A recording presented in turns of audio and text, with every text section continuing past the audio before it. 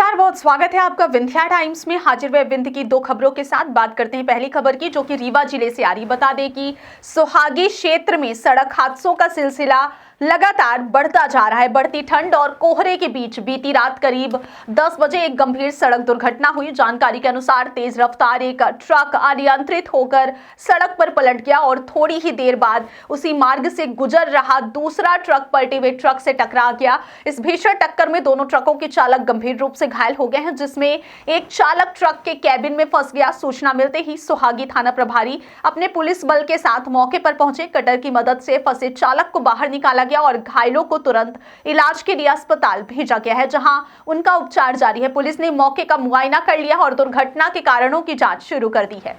इस हादसे ने एक बार फिर यातायात सुरक्षा और सड़क पर तेज गति के खतरों पर सवाल खड़े कर दिए हैं। सोहागी क्षेत्र में बढ़ते कोहरे और ठंड के बीच सड़क हादसों की यह लगातार घटनाएं लोगों की सुरक्षा के लिए चेतावनी है और अधिकारियों से सुरक्षित ड्राइविंग तथा सड़क सुरक्षा के उपायों को सख्ती से लागू करने की मांग उठ रही है। बात करते हैं अगली खबर की, जहां मऊगंज में एक विशाल जन सुनवाई बैठक आयोजित की गई। हम आपको बता दें कि भारतीय जनता पार्टी जिला कार्यालय मऊगंज में आज एक विशाल कार्यकर्ता बैठक एवं जन सुनवाई कार्यक्रम का आयोजन किया गया। कार्यक्रम में मध्य प्रदेश के पूर्व विधानसभा अध्यक्ष एवं देव तालाब विधायक गिरीश गौतम विशेष रूप से उपस्थित रहे। उनके साथ भाजपा मऊगंज जिला अध्यक्ष डॉक्टर राजेंद्र मिश्रा, पार्टी के पदाधिकारी एवं बड़ी संख्या में कार्यकर्ता मौजूद रहे। बैठक के दौरान गिरीश गौतम ने कार्यकर्ताओं को संबोधित करते हुए कहा कि भारतीय जनता पार्टी कार्यकर्ताओं की पार्टी और संगठन की मजबूती कार्यकर्ताओं के परिश्रम, अनुशासन और समर्पण पर ही निर्भर करती है।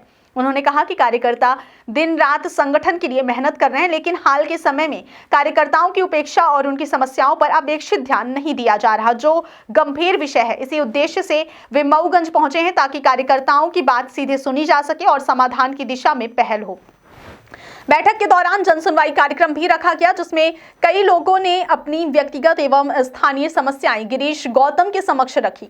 उन्होंने संबंधित विषयों पर गंभीरता से सुनवाई करते हुए समाधान का आश्वासन दिया।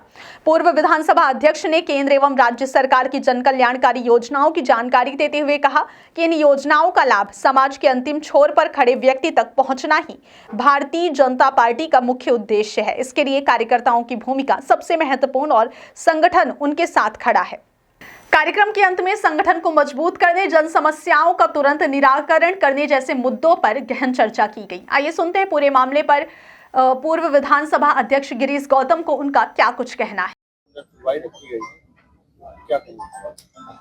उसका कारण ये है कि हमारे पार्टी का कार्यकर्ता जो बूथ स्तर तक काम कर रहा है, लगातार जनता की समस्या को लेकर उनके निराकरण हेतु लगातार वो प्रयास करता है और कई बार ऐसा लगता है कि उसकी स्वयं की जो समस्या है उसके निराकरण की दिशा में कोई काम हो नहीं पा रहा है।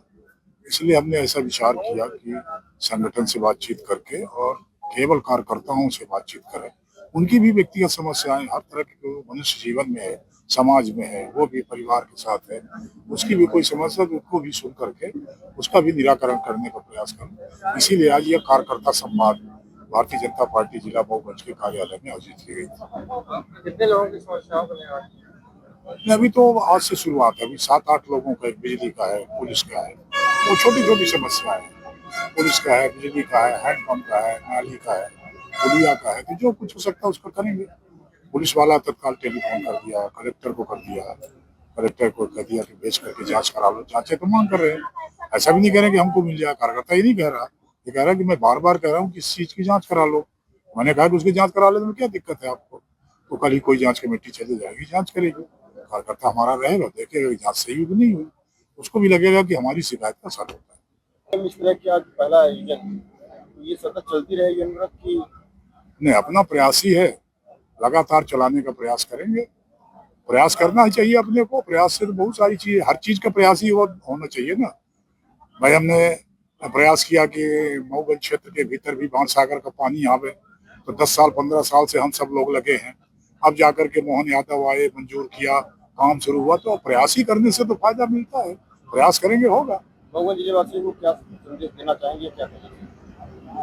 नहीं, मऊगंज को जनता का संदेश यही है कि तो नवगठित जिला है, अभी एक इंफ्रास्ट्रक्चर खड़ा करने में, जैसे अपन लोग लगते कोई चीज खड़ा करने में थोड़ा कठिनाई तो आती है, उसको इंफ्रास्ट्रक्चर को खड़ा करें। अभी तो सारे विभाग ही अपने पास नहीं आए। मऊगंज में अभी शिक्षा विभाग नहीं आया, अस्पताल विभाग नहीं आया, पुलिस वो छोड़ करके पीडब्ल्यूडी नहीं आया। न जाने 36 जो विभाग मुख्य होते हैं सरकार में, 36 में से 3-4 आए, बाकी नहीं आए। अपन प्रयास कर रहे हैं कि सारे विभाग आ जाएं, क्योंकि अभी एक वो जिला शिक्षा अधिकारी का पद भी सृजित हो गया है। ऐसा करके धीरे धीरे करके सारे लोग विभाग आ जाएंगे। तो यही है कि जनता को जो सौगात मिली है मऊगंज जिले में, तो अभी तो ये मिली, इसकी राहत भी हम लोग देने का प्रयास करेंगे। उनको लगेगा कि मऊगंज जिला बनने के बाद हमको इसका बनने का फायदा मिला है।